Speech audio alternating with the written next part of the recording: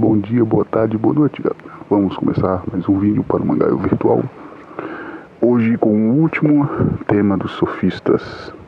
Hoje nós vamos terminar os sofistas com os erísticos e os sofistas políticos.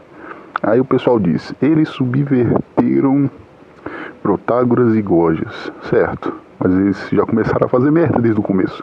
É uma ordem natural das coisas. É aquela velha questão de causa e efeito. A causa, Protágoras e Gorgias. E os sofistas políticos é um efeito. Então vamos nessa. O que foi que os sofistas políticos e os erísticos eles pegaram? Primeiro vamos falar sobre os erísticos, certo? Os erísticos eles usavam muito a ideia de contradição de Protágoras. Então eles tentavam fazer as pessoas se contradizerem. E como eles faziam isso? Através da sofisma. E o que é sofisma? Eles sistematizaram perguntas, certo? É como um jornalista. Pronto, perfeito.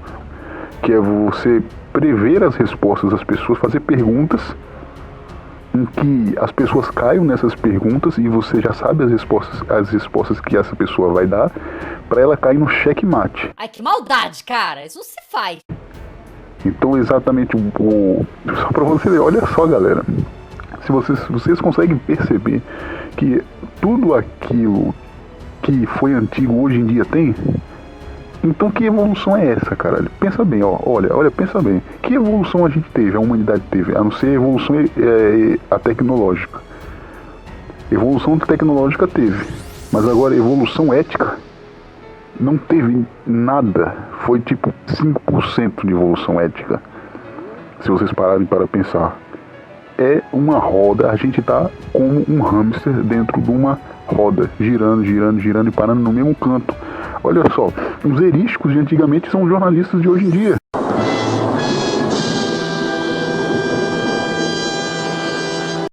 Se vocês perceberem bem, eles fazem perguntas para a gente cair nelas e depois entrar em contradição.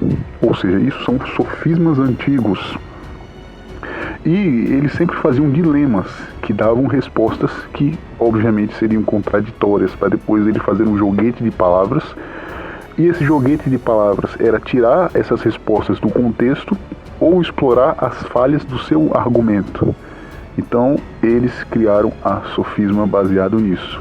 São meros joguetes de palavras que iam te foder. E quem mais falava sobre isso, quem mais falou foi Platão. O quão é vazio o sofisma? Porque o sofisma ele não é feito para explorar a verdade, ele é feito para você ganhar um argumento e ganhar uma narrativa.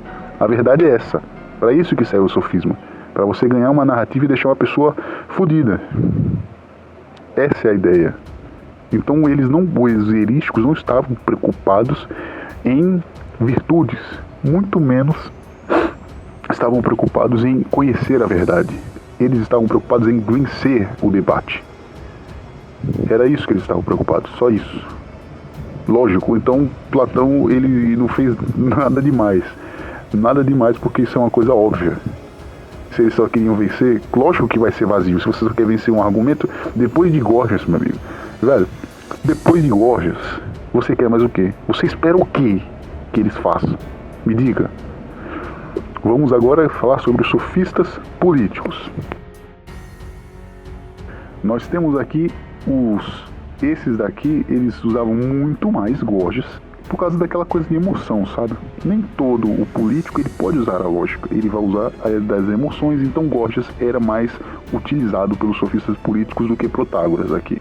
E também o discurso da natureza, aquelas coisas que a gente falou de Antífonte e o Hípias, toda aquela coisa de lei da natureza, esse tipo de coisa, ajudou bastante ele.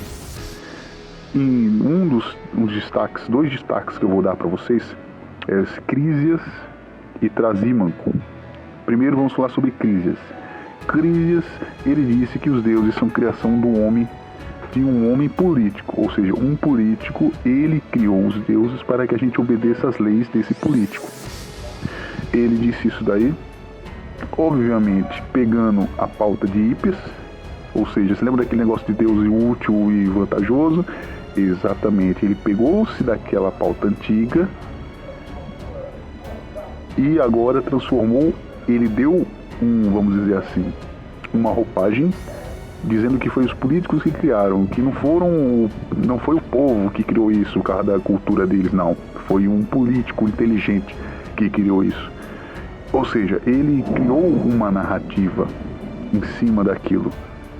E outro, agora eu vou falar um pouquinho também de Trasímaco. O que foi que ele trouxe? Ele trouxe a ideia de que a natureza, ela diz que o forte ele deve vencer. Quando ele diz isso daí, ele está dizendo que, por natureza, o forte tem o poder de subjugar o fraco.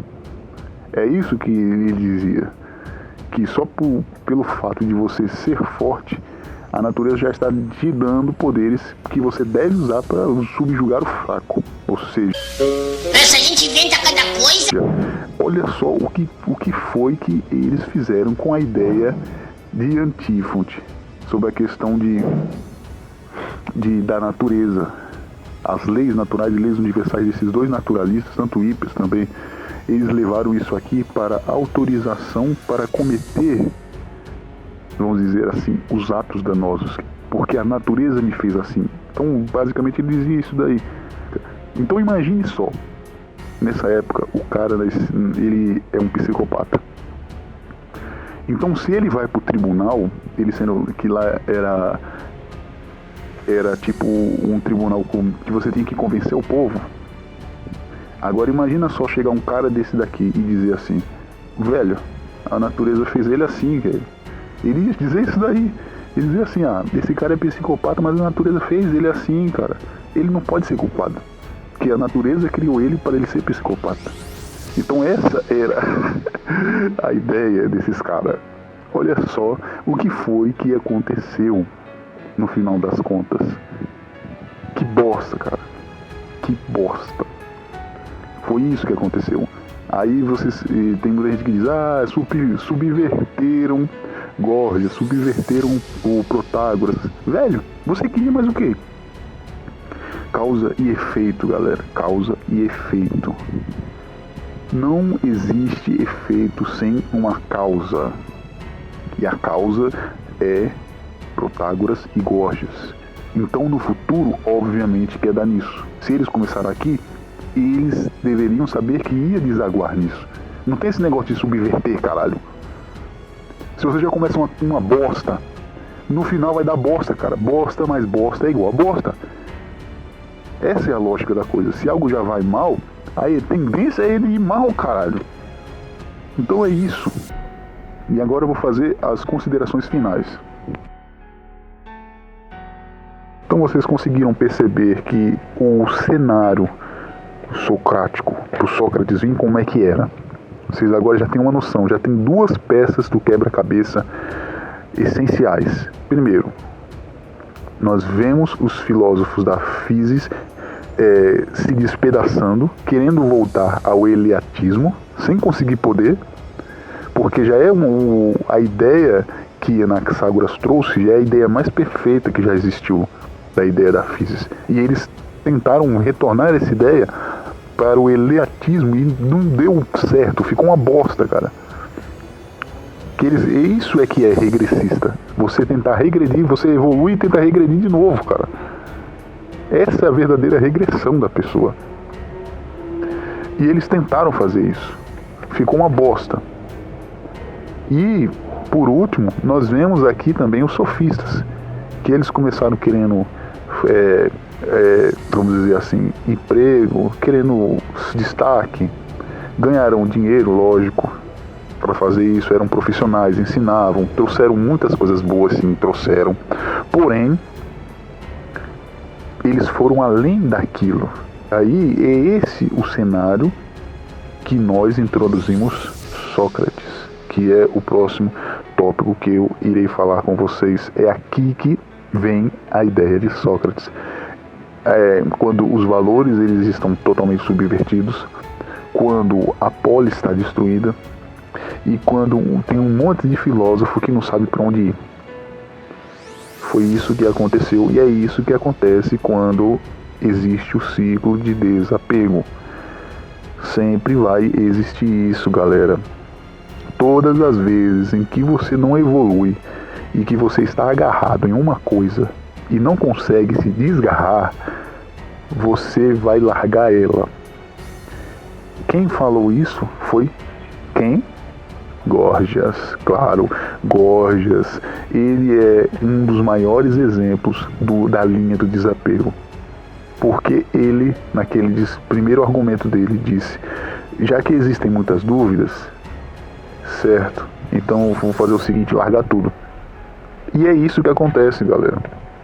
Sempre vai acontecer isso. Quando se existem muitas dúvidas, é muito mais fácil você largar tudo, jogar tudo pro alto, como o Gorgias fez, disse que é o nada, porque eu tô vendo que tá tendo muita putaria, então é o nada, e foda-se. É muito mais fácil fazer isso do que você pegar aquilo que foi certo no que você disse, separar o joio do trigo, o que foi que disse que tá legal, certo, tem coisa aqui que é legal, vou levar comigo. O que eu não achei legal, eu vou descartar. Mas só que não fazem isso. É largar tudo, vou acabar com essa miséria aqui logo, porque tá uma bosta, vou começar tudo de novo. Ou então não vou começar, vou deixar essa porra assim, eu não quero saber mais. É isso que acontece. Essa é a linha do desapego que toda a humanidade passa. E consequentemente ela vai passar todas as vezes que chegar a esse mesmo dilema. Qual é o dilema, galera? A descrença. A descrença, o descrédito, sem saber para onde ir. Sempre que você chegar a pegar valores e não evoluir esses valores, você vai consequentemente no futuro entrar na linha do desapego. É uma questão de lógica. Você vai entrar. E dali, meu amigo, você só vai sair depois que passar por um processo de depressão, um processo de descrença. Então dali vai seguir um processo que não é necessário para a humanidade, mas só que a humanidade segue. Já vai fazer muitos anos, muitos séculos que a humanidade segue esse ritmo, esse ciclo desnecessário. E o que eu estou dizendo com isso era que se Anaxágoras ele tivesse visto o mundo cultural, tivesse continuado o projeto dele, nada disso teria acontecido. Se o Pica-Pau tivesse comunicado à polícia, isto nunca teria acontecido. Muito provavelmente os sofistas não teriam existido e muito provavelmente Sócrates teria vindo primeiro. Então, quando chegariam, seria mais ou menos o seguinte: os sofistas eles iam seguir a ideia de Sócrates e não existiriam os sofistas políticos, muito menos a sofisma. Então, essa é uma ideia, pelo menos é o que eu vejo, né? Pelo menos é o que eu vejo. Não tem como, quando você analisa a história, não tem como você dizer, é isso aqui que vai ser, ou então é isso que poderia ser. Não tem como. Só que você tem uma previsão, uma prévia, vamos dizer assim, do que poderia ser feito. E é isso, galera. É isso que nós vamos falar sobre os sofistas. Agora vocês têm a ideia do que foi esse movimento, para a gente dar entrada em Sócrates, agora em janeiro. Exatamente. Sobre filosofia, esse mês, ou melhor, esse ano eu não falo mais de filosofia, certo? Ano que vem a gente já vai começar com Sócrates. Sócrates, Platão e Aristóteles. Então pode ter certeza que vão ser bem uns 10 a 15 vídeos sobre eles. Longos, viu? Se não, eu vou deixar eles bem longos, certo? Deixar eles bem longos, assim, uns 30 minutos cada um. Pra fechar rápido. E isso é só, galera. Se gostou, compartilhe, dê joinha e ajude o canal a crescer, certo? Então, até a próxima.